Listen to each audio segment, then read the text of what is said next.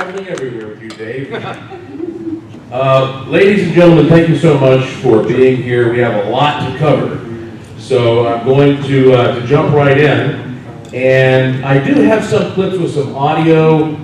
This is not a very audio-intensive program, but if the audio is a little too low, I'm literally going to hold this microphone up to the little speaker on the back of the projector, and it'll probably do the trick. So I've been investigating the paranormal for 27 years professionally, and I have had the pleasure of traveling around the world. I have a laboratory where I do experiments. And as a matter of fact, my team and I made the cover of a science journal in 2004 for some of our experiments adapting paranormal phenomena to controlled settings, which is pretty rare. And I have interviewed some of the most intelligent, the brightest people in the world. I've studied physics, metaphysics, philosophy, and I'm going to show you now for the first time what I have learned. This is where I am. This is where all the circumstantial evidence has led. And of course, circumstantial is the best you're going to get until you die. So hopefully, this will all sort of fall into place for you. I'm going to start by asking you a simple question. Why are you here? Now, I don't mean why are you here as in why were you born, why are you alive? I mean, why are you sitting here in this room today? What was it in your life that made you curious enough to go to a ghost conference and want to be here and enjoy this program? What is the point of paranormal investigation? Do you ever really think about why do we do this? What's the purpose? To what end? What do we expect to accomplish here? Even if you're a genius who builds a better mousetrap, you're a Thomas Edison, you make a light bulb. Well then, still, where is all that leading? What's the purpose of this? There was this movie, came out in 1977, named Annie Hall. It's a Woody Allen film. There's a scene in it that I always find kind of humorous. It makes a good point. This has a little audio, so we'll see if you can hear it. He's been depressed. All of a sudden, he can't do anything. Why are you depressed, Alvy? Tell Dr. Flicker. It's something he read. Something you read, huh? The universe is expanding. The universe is expanding? Well, the universe is everything, and if it's expanding, someday it will break apart, and that will be the end of everything. What is that your business? He stopped doing his homework. What's the point? What has the universe got to do with it? You're here in Brooklyn. Brooklyn is not expanding. It won't be expanding for billions of years yet, Alvy. And we've got to try and enjoy ourselves while we're here, huh? Huh? What is the point, right? We know someday it's all going to end. You're going to end in this particular form, and they say the whole solar system's going to come to an end. So what's going on here? When you look at your eyes in the mirror, who is looking back at you? What is this thing called the observer? What is this thing called consciousness? What is on the other side of those eyes? I'm going to ask you some questions. I don't want you to answer them, just think about them. Some of them are sort of uncomfortable. When does life begin? We can't even figure that one out. We debate it all the time when we talk about abortion. Lawmakers cannot even agree on the point at which life begins. When does life end? We can't even agree on that. When is it okay to pull the plug when somebody is on life support? Everybody has a different opinion of that. Every situation, every circumstance is unique. How much of an impact should we play? Or are we even allowed to play? Is it okay to kill yourself? Is there a consequence for that? That gives you control, but is that wrong? Does it matter? How about the death penalty? Is it okay for us to decide to kill other people because we disagree with how they behave? And how far does that chain of responsibility go? If you're the governor and you say it's okay, are you just as responsible as the person who injects the lethal poison? These are all interesting questions that we debate all the time. what is humanity itself? What does it mean to even be a human? Even that's getting blurry. You know, is there a point at which robots can begin to feel like C-3PO in Star Wars? And at that point, is that something like humanity? Is it okay to kill a robot at that point if the robot has feelings? These are the toughest questions that we have to deal with in life. And what we're going to do today is talk a little bit about the only thing that we can all actually look to for personal answers. Some people say we were given a guidebook written by God. You name it. There are lots of books out there. I won't list them. Oh, this book was inspired by God, and this is what this book says. But that's actually not quite the case. Books were not written by God or gods. Books were written by fallible humans. And I can tell you as a guy who has published over 20 books, that if you take a book that I wrote 20 years ago, and you see it get reprinted 3 or 4 times, it's not the same thing I wrote. And you can imagine how convoluted it becomes when you're talking about translating into many different languages over and over during a period of thousands of years, edited by various people for their own interest. You can't rely on a book to be the literal word of some deity. It's just not practical. That's why all these books are full of self-contradictions. But let's say you were lucky enough to meet God himself somehow. You know, tonight they're going to have a tiki party across the street from the Resurrection Cemetery there. And why don't you sit down at the bar, and there's a guy next to you who says, "I'm Jesus." And you say, "Oh, really? Yeah, that's nice." And he goes, "No, I'm Jesus." You say, "Okay, we'll prove it to you." And he goes, "Okay," so he does some magic tricks for you. Well, I live in Las Vegas, and I know plenty of great magicians, and I know a few tricks myself. You say, "Well, come on, that could just be a magic trick, like some stage illusionist does." And he says, "Well, what do you want me to do?" He said, "Well, bring my dead grandma back to life." We are right next to Resurrection Cemetery, so dead grandma comes walking to the door. And you say, "Oh, God, that's creepy, kill her again. I don't want a zombie grandma running around." Even if you did that, how would you know that was God and not the devil? Not some kind of evil deity, right? How do you know? Well, guess what? You are not able to know these things. You are not allowed to know these things. Humans cannot comprehend these things. We are so arrogant and egotistical we often think we can, but we can't.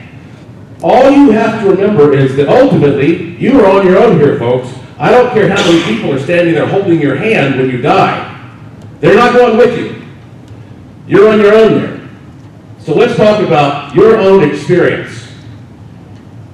What does it mean to even die? Well, I'm talking about this in the sense that you're just no longer right here with us. But what does that really mean? What does dead really mean? And is there an afterlife experience? This is a paranormal planet. Do you know that, again, I've interviewed a lot of people, I know a lot of people, and there are scientists who they're brilliant at taking tests and coming up with new developments and research, and they are atheists. They don't believe in anything paranormal or psychic. If they can't put it under a microscope or measure it, they don't think it's real. They're strict rationalists. They only look at empirical, material evidence. And yet even those people admit that when they use their best equipment, their biggest budgets, and they look as deeply as they can out there into outer space, there is nothing out there that is like Earth. You don't see any place out there with big cities and beings like us running around and flying and airplanes and helicopters. Now maybe they're out there, but these scientists say, look, we have to admit Earth is a special place. And paranormal means not normal. So this is a paranormal planet. So everything about this experience that we're having is special here. But you just don't think about that so much because you're used to it. Every single day, you just have to worry about surviving. And we keep getting these amazing images now that technology is coming in, showing us more and more about just how strange these stories are and how real these ghosts and these UFO sightings and all this stuff actually is. I want to show you some new stuff. This came from late 2018, and I only show things in programs like this that I sincerely believe are authentic because I usually either capture them myself or I know the people and have worked with the people who captured them. This was captured by a man who's a good friend of mine, and he has a team in Western North Carolina called M&D Paranormal. I was born in Asheville, North Carolina. I have a museum there, and I have a ghost tour company there. So a lot of people report things to me from Western North Carolina in particular. And so he investigated this house in late 2018 in Western North Carolina, and the house was haunted by the apparition of an old woman. And they would frequently hear her stomping around in this particular room of the house. So he went up there at 2 o'clock in the morning. His name is Daniel Hurst. Like I said, I know him well. I've investigated with him and his team. And this is the video he got. I've never seen anything quite like it. When I hit play on this, the first thing you're going to see is some kind of an anomaly that sort of swoops from left to right. And then you're actually going to see her footprints show up as she walks across the floor. Again, I've never seen anything quite like this. Okay, so again, there goes the object swooping. And there are the footsteps. Now watch, it's going to replay. Object swoops by, and you'll see the steps progress across the floor. There's 1, 2, 3, possibly a fourth one. That's pretty remarkable. And they said this is where we hear this walking when the room is empty. Now, that's some kind of evidence right there. How about this one? This came also from Asheville, North Carolina, which is very near there. There is a bar, it's now a bar, but it's a building that used to be a lumber company, and they actually had some tunnels downstairs, and they stored dead bodies in there during the Spanish influenza. I believe it was 1918. And so the place has been haunted ever since. All throughout the years, people have talked about seeing and hearing ghosts. And so they've been all night hearing people singing in there when the place was empty, and they had objects flying off the bar, typical ghostly stuff. And so one night they closed up, and they have an ADT security system, and so everything was well secured. The system wouldn't even turn on until everything was sealed up properly. And on their back door, it's one of those big, heavy back doors, typical that you see in a bar that has, I think they call it like a crash bar or something like that you push to open the door. And on the outside of the door, there's a metal plate to prevent anybody from trying to pry it open. And I just want to show this to you because it shows the physical forces involved with ghosts. Because here is what their security camera captured. You can see this is the next morning. They closed everything up and got out of there about 4 o'clock in the morning. And so when I play this video, you're going to see right here this door open and turn on the security system. And I'll let you hear this a little better by putting the mic up to it, because you can hear the alarm go off. Here we go.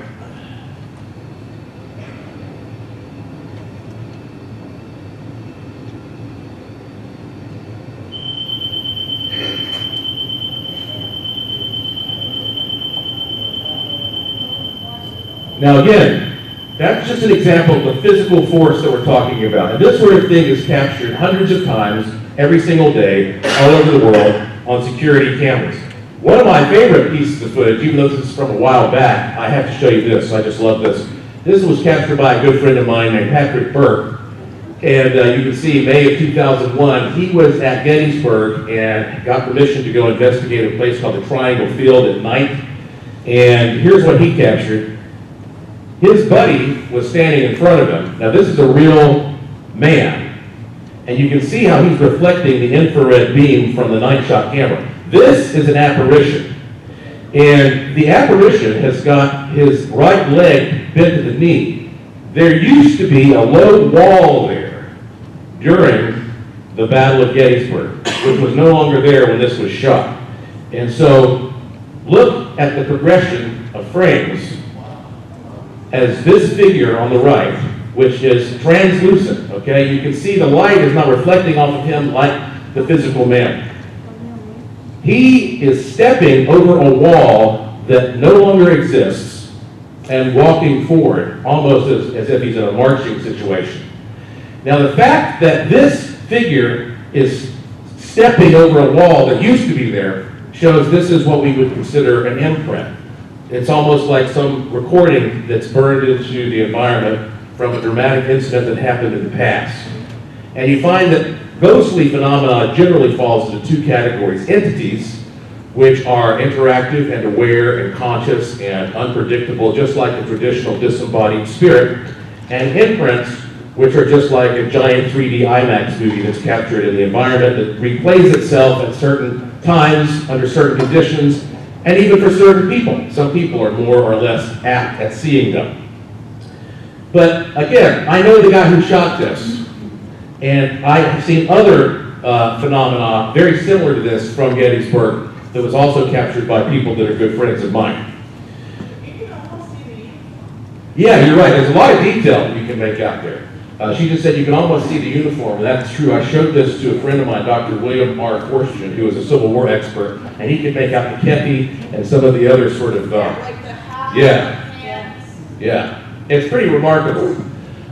So when we talk about, what's going on here and how to interpret this phenomenon, there's a man who lives here in Chicago named Grandmaster Tom Cameron. He's actually been at this conference at times in the past.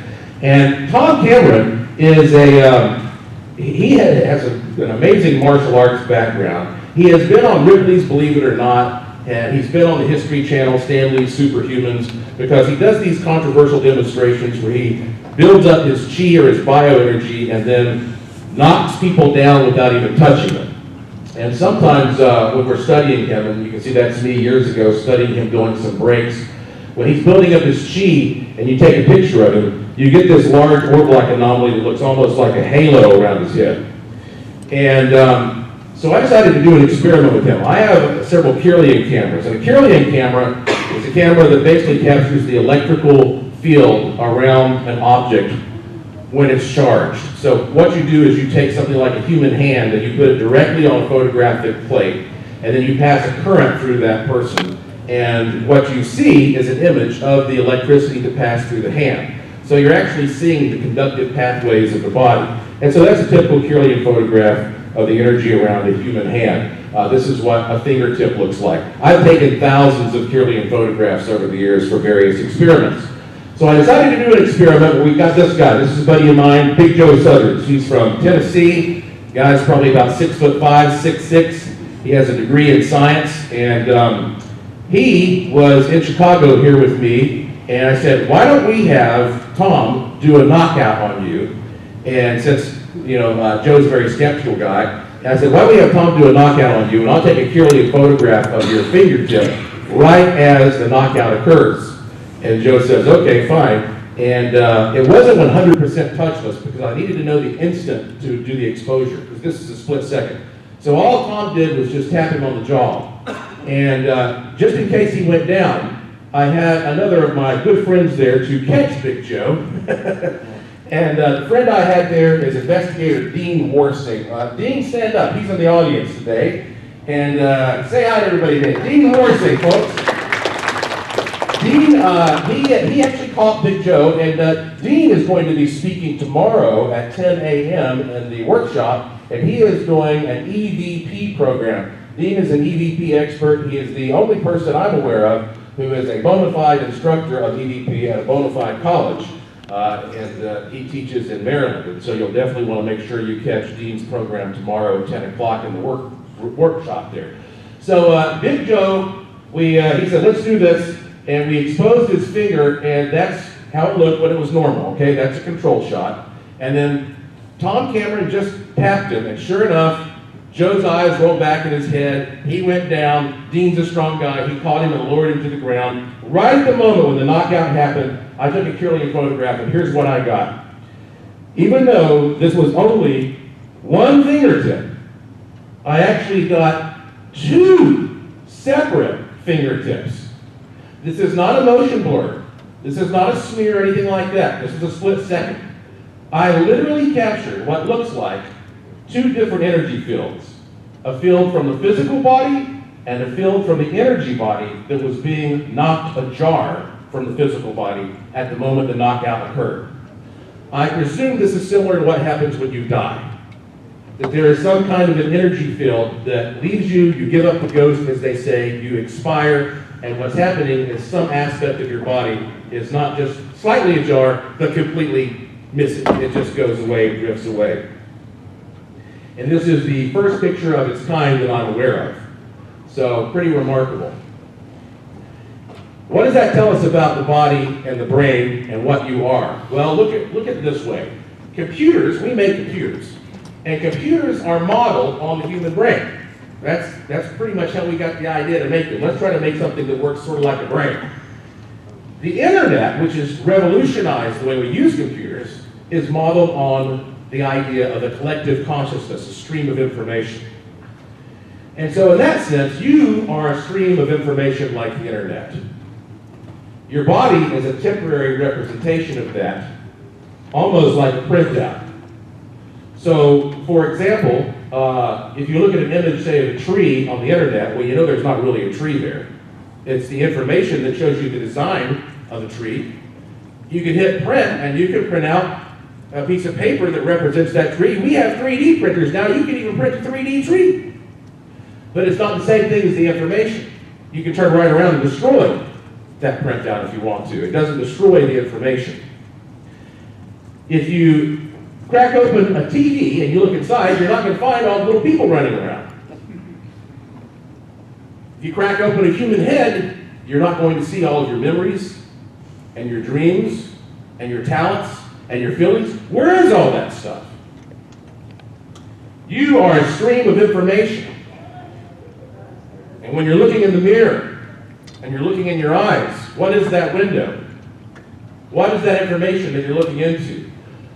That is actually really wonderful, because that means as a living being right now, by being alive, you can control your own stream of information if you learn this very simple thing and you remember it. Energy flows where attention goes. Energy flows where attention goes. The way that you decide to manage your attention and your focus determines what's going to happen to you and the experience that you're going to have. I've written a lot about this, a lot of people have, and it's true. Let me show you an example of the importance of focus and energy and the relationship between matter and energy. There is a field of study called Cymatics. That's an ancient Greek word for wave. It's about the connection between vibrations, that is to say energy forms, and material forms. Here is a classic illustration of that. If you take a thin piece of metal and you sprinkle salt or sand on it and then play various different tones underneath, then you will see that those little particles snap right into place and change the way they look based upon the vibration that's being created. The vibration, the energy there it's an invisible thing. It's a non-physical thing. But the physical particles adhere to it. You cannot have something physical unless you first have a non-physical or energy mold for that physical thing to stick to. And it doesn't just work with two-dimensional surfaces. You can do this three-dimensionally. Here's something I shot. This is just a cup of water. And when you play different tones in a cup of water, you create these interesting patterns. It works three-dimensionally. You can use a cornstarch in water. You can create all these different sort of ridges and mountains and strange things. It reminds you of that scene in Jurassic Park where the dinosaurs walking and you see little ripples in the cup of water. You see, the invisible, just because it's not physical, it's still shaping this physical world that you're seeing. You're actually just seeing the crust, if you will. This is the part that's built up around you. Vibration is a mold that shapes physical reality and your state of being. You're just a particle like those pieces of sand, and every part of your body is like one of those pieces of sand, and it's all shaped by the mold of this vibration. And therefore, everything falls into place according to balance. Everything's trying to balance itself out. So where does a vibration naturally fit? A friend of mine recently sent me this video. It's very interesting. These are some metronomes on a free-floating platform, and they're all being started at different times, so they're out of sync. But then, as they sit there on this free-floating platform, for some strange reason, what they call spontaneous synchronization occurs. And if you watch them, they want to balance each other out and become tandem. It's very similar to the concept of sympathetic resonance. That is to say, if you have a room and there are two identical pianos and one guy goes in and bangs a chord on one piano, the other piano will play that chord even though he never touches it. Same thing with tuning forks. You strike a tuning fork, you hold it near a tuning fork with the same key, and it'll start ringing without you punching it or striking it. That's called sympathetic resonance. You can see lots of videos on the internet about it. And now you see, for some strange reason, they are inclined to find balance and sync up. Spontaneous synchronization. Here's a video that I shot in my laboratory. If you just take a bunch of compasses, you see they're all lined up, they're balanced. But if you just start moving one or two of them around, well, then all the other ones react. And if you move a couple of them out, you'll see the ones that are closest react the most, but they still are all affected to some extent. We are all connected, and you are always trying to reach some sort of balance based upon your vibration. And guess what? You get to create your vibration because you're alive, and energy flows where attention goes. So your attention and the things you do with it and the state of being you create for yourself determines the thing that you will be attracted to in order to find balance. Everything in the universe is searching for some state of temporary balance. I don't care how big it is, I don't care how small it is. You ever notice how you see these same designs and patterns, whether you're looking at something as tiny as DNA or as huge as a galaxy? You see these same designs and patterns all throughout the universe. A lot of people study sacred geometry and how things like the Fibonacci spiral play into this, and the connection between numbers and patterns that represent the great design of the great architect. This is how vibrations create form and real experiences. Okay, I've given you practical, physical demonstrations of this. And so vibrations align with a dimension. Scientists can mathematically prove there are at least 11 dimensions. So what is a dimension? Well, this is a cube, has height, length, depth. You see, one dimension would be this line, 2 dimensions, a figure like that. 3 dimensions is portrayed here. And there's an old story about imagining that you are a 3-dimensional being and you're looking into a 2-dimensional world, a world called flatland, because you can't comprehend what higher dimensions really are. But if you were looking down into a 2-dimensional world, if you went and traveled into that 2-dimensional world, the 2-dimensional beings wouldn't be able to see you. You would just appear and then disappear as a set of strange objects, sort of in midair, almost like a ghost. Furthermore, if you said, "Hey down there, people in Flatland," well, they'd hear a voice that came out of nowhere. All of these things that we often attribute to ghosts would be very similar to what a 2-dimensional being would experience if a 3-dimensional being entered, and that may very well be what we are finding is happening when we encounter ghosts. When your vibration pulls you to another dimension, well, what is that experience like? This is Dr. Raymond Moody. He wrote this wonderful book called Life After Life. He's a friend of mine. And Raymond Moody, he coined the phrase tunnel of light and near-death experience. That terminology, that phraseology came from Dr. Raymond Moody. And near death, of course, is not the same as death because you do come back. But here's something really interesting. I had the wonderful experience last year of meeting, oh, by the way, Dr. Raymond Moody also modernized the psychomantium concept. If you're not familiar with that, it's a technique that some people use in order to see images of the dead. This is Dr. Evan Alexander. I met him last year in person, and I also interviewed him on my podcast. He is a professor at Harvard Medical School, or he was, he's retired now, and he was an active neurosurgeon who performed thousands of brain surgeries, and he was one of those people who only believed in the material world. One of those folks I was talking about, until bacterial meningitis put him in a 7-day coma in 2008. The doctors told his family that he had no chance of recovery, his brain was mush, but he in fact made a full recovery. And when he came back, here is what happened to him. He wrote about it in this best-selling book called Proof of Heaven, A Neurosurgeon's Journey into the Afterlife. He said that when he basically died, as he was clinically dead, he heard wonderful, harmonious music. He said, quote, there was a light. The light got closer and closer, spinning around, and I found myself in the strangest, most beautiful world I'd ever seen. I was flying, passing over streams and fields. Below me there was countryside, green, lush, and earth-like. Passing over trees and fields, streams and waterfalls, and here and there people. Someone was next to me, a beautiful girl with deep blue eyes. And she spoke to me. She said, you are loved. You have nothing to fear. There is nothing you can do wrong. If you want to hear about his whole experience, I recommend you buy this book. You can see why it's a New York Times bestseller. And he now is on a mission in life to tell people, look, I was a neurosurgeon. I know everything about how the brain is supposed to work. I've done all these surgeries. I didn't believe in anything, but let me tell you, if you think there's nothing that's going to happen to you when you die, you're in for a shock.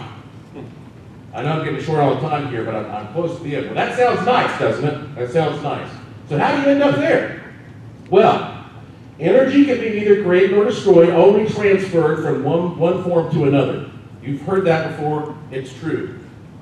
It's proven again and again. When you die, whatever you are, that thing that expires, it's going to go somewhere. And for every action, there is an opposite but equal reaction. This is how the energy of your body, your consciousness, is going to behave. So if there are multiple dimensions, multiple worlds, multiple vibrations, where will your energy land when it exits the body? It's going to find the spot where it is most balanced, right? When your energy exits your body, the vibration you have attained determines where you will land next. It is about balance.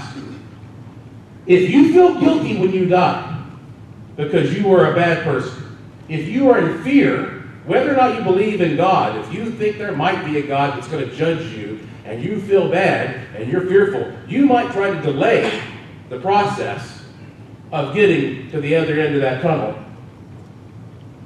And you might be a ghost and hang out for a while. Or maybe you just have an attachment to the superficial world. But eventually, that ghost must snap into the rung that matches its vibration. Now, do we call this heaven or hell? It depends. There are many worlds like this one, many dimensions. You are currently experiencing this world as heaven because you're sitting here in a nice hotel room. And if you want to eat some food, there's food out there. And you want to drink something, there's water out there, clean water. But I guarantee you somebody else right now is experiencing this same world as hell. So you are at the right rung of a good place. And this is a cycle that repeats forever. Alpha and Omega. You will always end up where you're about to deserve to be. So am I saying that when innocent children die and people who are victims die, am I saying, well, they got what they deserved? No, I'm not. What I'm saying is you got what you deserved. You just think about yourself. You got what you deserved in order to learn. Some people do suffer here because they were not meant for this realm. You're here because you're supposed to be here. And for some people, it's a blessing not to be here anymore. You just don't know. You're not capable of knowing. But this is your classroom. The meaning of life is to learn. You have things you're supposed to learn here. You're going to learn them one way or another. You can get a rabbit from here to Kalamazoo by beating his ass with a stick, or dangling a carrot in front of them. Same thing for you. What is it going to take for you?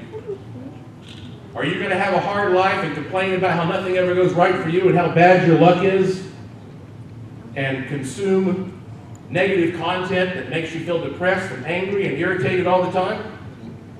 Or are you going to embrace the positive things that make you feel better, make you feel like you're on the right track? The universe is always trying to speak to you. It doesn't speak English. It speaks to you through signs and symbols and synchronicities. There are many worlds, so where you end up depends on you. When you look at your eyes in the mirror, who is looking back? You ever notice eyeballs? They look a lot like galaxies. The big, the small, as above, so below. We got a picture of a black hole just recently. Looks a heck of a lot like an eye, doesn't it? Some people are calling it the Eye of Sauron. Maybe the world that's on the other side of that black hole is just like the world that's on the other side of your eyes when you're looking in the mirror. You are in control. It is never too late for you to improve. Your afterlife will match your frequency when you leave this body. You create your life every day. You are creating your afterlife experience right now. So make it beautiful. Make it beautiful. It's up to you. If you enjoy keeping up with stories like this and research that evolves and progresses, I have a free daily podcast I do called Joshua P. Warren Daily at joshuapwarren.com. I only brought one book with me. It is called Use the Force, A Jedi's Guide to Law of Attraction. I have 40 copies of that book, and I'm only going to be out there signing them for the next 60 minutes. So if you would like to come see me and get one of those books, I'll be happy to chat with you in the room with all of the vendors.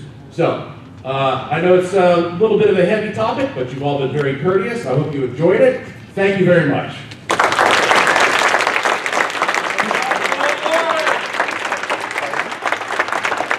All right, we are going to take a very, very short 5-minute break. Robin Terry will be up next. We'll continue.